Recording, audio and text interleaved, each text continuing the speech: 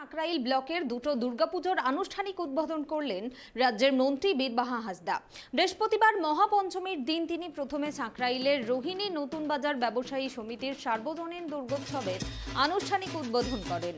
রোহিণী নতুন বাজার ব্যবসায়ী সমিতির উদ্যোগে এই পুজোর আয়োজন করা হয় প্রতি বছর। এবার 46 বছরে পদার্পণ করল পূজা। এবার 3.5 লক্ষ টাকা পুজোর বাজেট।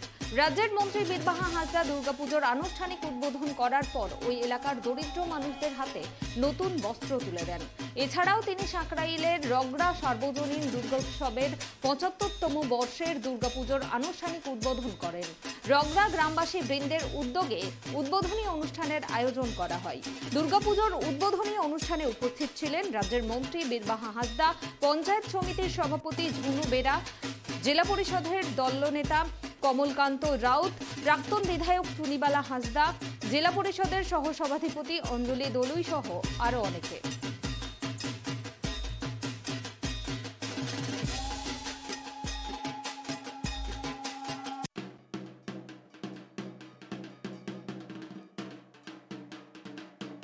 মঞ্চে উপস্থিত আছেন আমাদের ঝাড়গ্রাম জেলার জেলা পরিষদের সহসভাধিপতি ম্যাডাম, উপস্থিত আছে আমাদের জেলা পরিষদের আর একজন সদস্য, উপস্থিত আমাদের এই এলাকার প্রধান, পঞ্চায়েত সমিতির সভাপতি এবং উপস্থিত মহারাজ থেকে আরম্ভ করে সবাইকে যথাযোগ্য স্থানে সম্মান জানাই এবং সবাইকে শারদীয়ার প্রীতি শুভেচ্ছা প্রণাম জানাচ্ছি। এবং আমি ঝাড়গ্রাম আমাদের এই রোহিণী নতুন বাজার পুজো কমিটির সমস্ত সদস্যকে অসংখ্য ধন্যবাদ জানাবো আমাকে এখানে আহ্বান করার জন্য।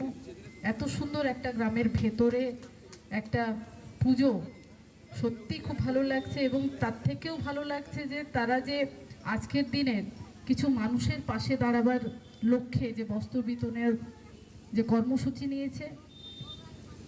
কারণ আমরা তো চাই সবাই, এই উৎসবটাই হচ্ছে সবাই সবাইকে নিয়ে এগিয়ে চলবে, সবাই সবার পাশে থাকবে, একে অন্যের পাশে থাকবে, একে অন্যের খুশিতে সামিল হবে। এটাই হচ্ছে আমাদের পুজোর মূল উদ্দেশ্য। আমি মায়ের কাছে প্রার্থনা করব এই এলাকার প্রত্যেকটা মানুষ যেন ভালো থাকে, সুস্থ থাকে এবং এইভাবেই একে অন্যের পাশে যেন থাকতে পারে। এবং এই এলাকার প্রত্যেকটা মানুষকেও বলবো যে এই কয়েকটা দিন পুজো সবাই মিলে উপভোগ করুন, নিজেরা উপভোগ করবেন, অন্যরা যাতে ভালো করে পুজোটাকে উপভোগ করতে পারে, সবার সহযোগিতা একে অন্যকে করবেন।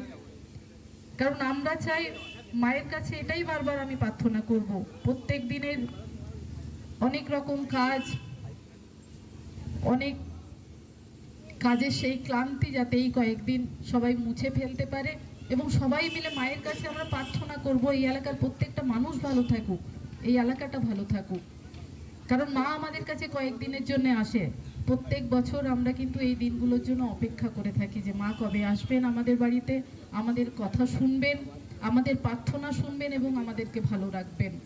এবং আবারও বলি কমিটিকে যে এভাবেই যাতে মানুষের পাশে থাকে এবং এই পুজোটা যে মহৎ উদ্দেশ্য নিয়ে তারা পরিচালনা করছে সেই উদ্দেশ্য সফল হোক।